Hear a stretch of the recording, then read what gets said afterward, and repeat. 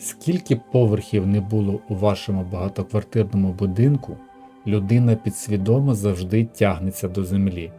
Це закладено в нашій генетиці. Квартира – це зручний сервіс, але це завжди компроміс із сусідами, простором і власними бажаннями. А власний будинок – це ваш особистий простір, де ви самі встановлюєте правила. Це місце, де ранок починається не зі звуків чужих кроків над головою, а з кави на власній терасі, де стіни не тиснуть, а навпаки дають дихати. Я знаю, що кожен із вас, навіть сидячи зараз у найкомфортнішій квартирі, десь у глибині душі малює образ свого ідеального дому.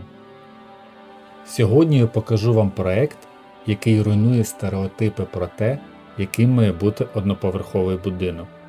Це не просто 140 квадратних метрів, це математично вивірений простір, де немає жодного зайвого коридору.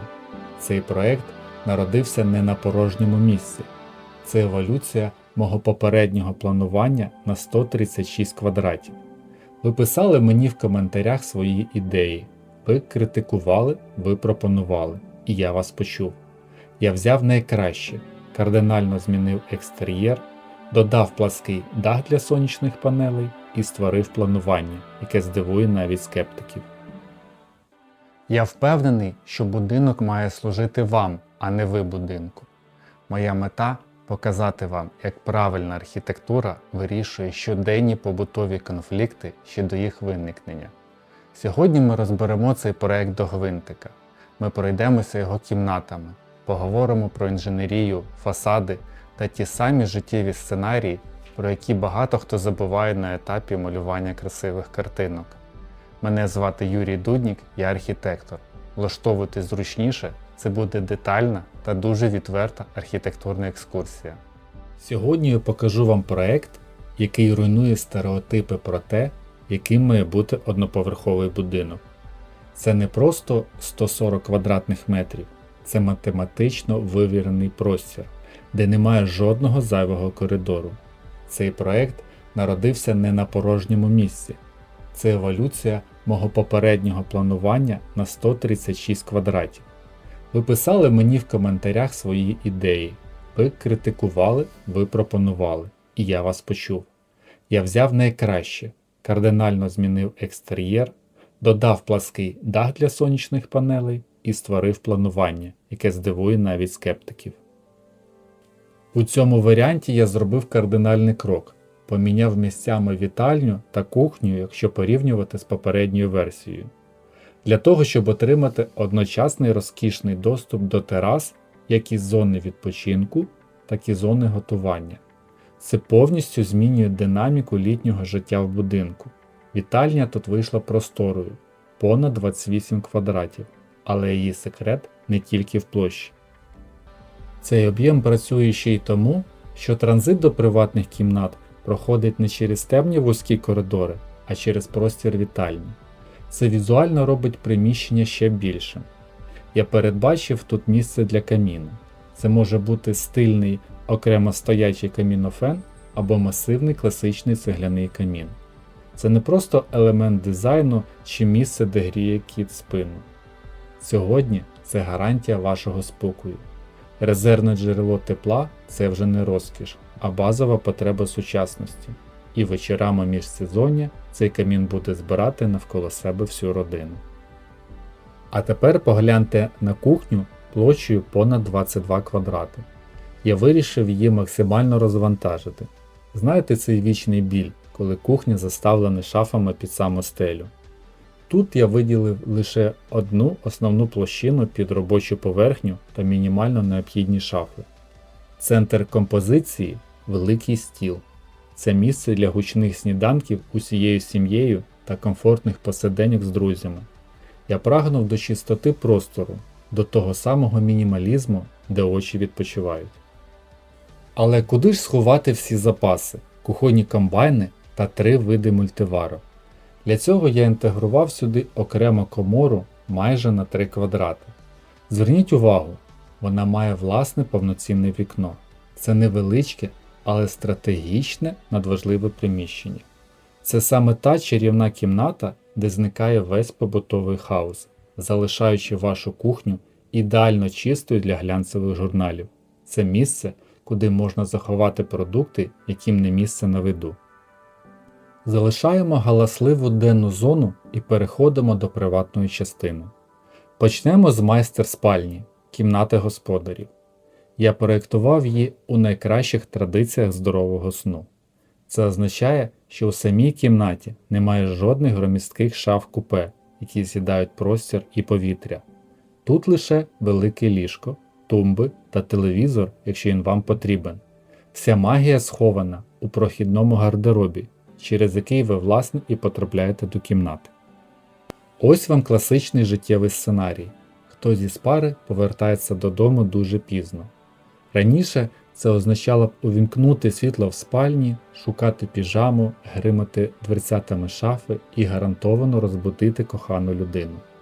Тут ви заходите в гардеробну, зачиняєте двері, спокійно переодягаєтесь, приймаєте душ у своєму санвузлі і тихо лягаєте спати, як справжні ніндзя. Гардероб тут виконує роль надійного звукоізоляційного буфера. Єдиний нюанс, оскільки це прохідна зона, речі там не можна просто кидати на стілець. Порядок доведеться підтримувати на постійній основі, що зрештою тільки дисциплінує. Якщо вам подобається такий підхід до планування, де кожна стіна має логічне пояснення, а не просто намальована для краси, підтримайте це відео вподобайкою.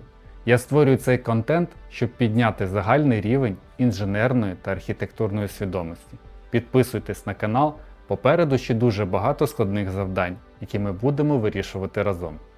Тепер переходимо до зони найбільших дискусій із минулого відео. Це правий житловий блок. У попередньому проєкті саме цей вузол викликав найбільше запитань, бо через його конфігурацію нам бракувало місця для гостьового санвузла. Я люблю такі архітектурні задачки. Подивіться, що я зробив тепер. Я виніс обидві ванні кімнати на зовнішні стіни. Це дало нам колосальну перевагу, повноцінні вікна в санвузлах. Природнє світло і вентиляція у ванні – це зовсім інший рівень комфорту. Я застосував дуже нестандартний хід, враховуючи рекомендації глядачів. Вхід в кожну з цих спалень проходить через індивідуальну гардеробну кімнату. Я чудово розумію, що рішення сміливе і зайде далеко не всім. Воно досить незвичне для будинків такої площі, але давайте подивимось на результат. По факту, за рахунок цього рішення ми отримали будинок із 3 майстер-кімнатами. У кожного мешканця є свій закритий буфер для речей. У самих кімнатах, знову ж таки, тільки чистий простір для сну та навчання. І це ще не все. Як величезний бонус такого планування, між цими 2 спальнями утворився простір для загального гардероба майже на 5 квадратів. По мірках цього будинку це чудова площа для зберігання несезонних речей. Але його головна прихована функція – акустична. Цей гардероб працює як ідеальний звукоізоляційний буфер між кімнатами. Ми вирішили вічну проблему звукоізоляції суміжних спалень. А тепер, коли ви вже відчули логіку цього простору, давайте вийдемо у передпокій. Я чітко виділив брудну зону для роздягання та взуття. Це своєрідний прикордонний контроль для брудних черевиків. Я прибрав звідси масивні шафи, перенісши їх у сусідній загальний гардероб, і залишив лише одну локальну шафу для поточного верхнього одягу. Передпокій став дихати, він став комбінованим та інтуїтивно зрозумілим. Одразу за невеликим вхідним гардеробом розташувалася пральна кімната. Так, вона компактна, лише 2,2 квадрата, але вона є. Більше того, вона має власне вікно. Вам не потрібно прати речі в санвузлах або на кухні. У вас є виділений технічний вузол. І саме завдяки такому щільному компонуванні передпокою, пральні та гардероба у нас нарешті з'явилося місце для гостьового санвузла на 2 квадрати. Ви просили його в коментарях, я його інтегрував. До речі, якщо ви хочете покрутити це планування самостійно, приміряти його на свою ділянку, я залишив файл у високій якості у своєму телеграм-каналі. Посилання є в описі. Завантажуйте, вивчайте, це абсолютно безкоштовно і створено для вашої зручності. Давайте вийдемо на вулицю. Архітектура екстер'єру – це не просто про красу, це про взаємодію з навколишнім середовищем.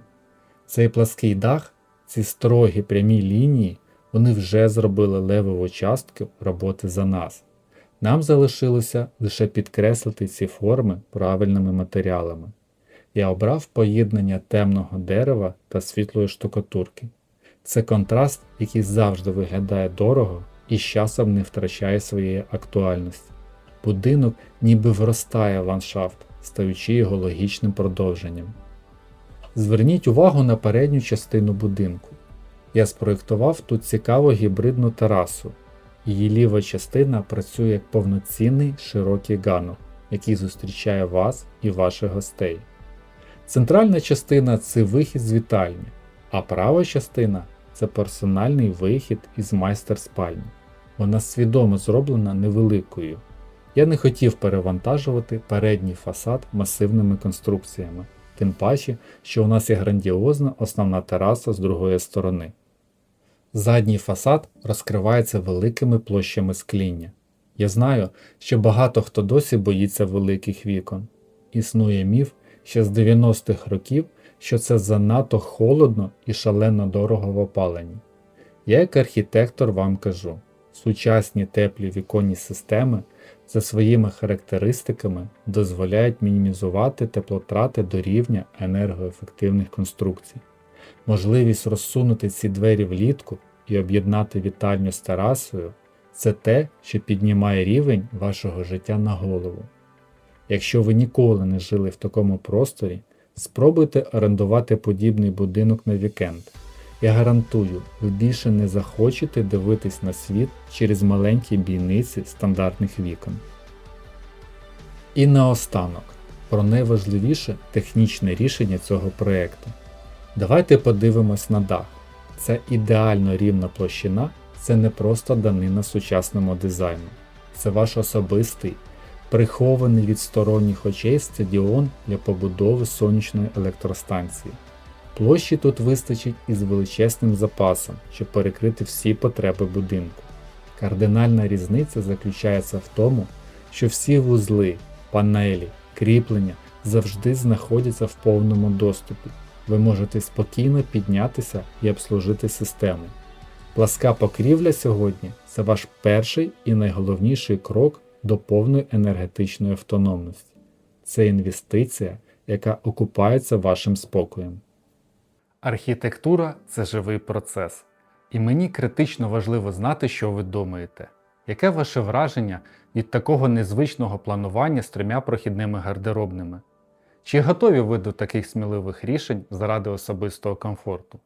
Напишіть свою думку в коментарях. Я читаю їх усі. І як ви вже переконалися, найкращі ваші ідеї стають фундаментом для моїх наступних проєктів. Якщо ця екскурсія була для вас корисною, якщо ви знайшли тут хоча б одну ідею для свого майбутнього дому, тисніть лайк і підписуйтесь на канал. Підтримуйте український інженерний контент. Будуйте з розумом, побачимось у наступних проєктах.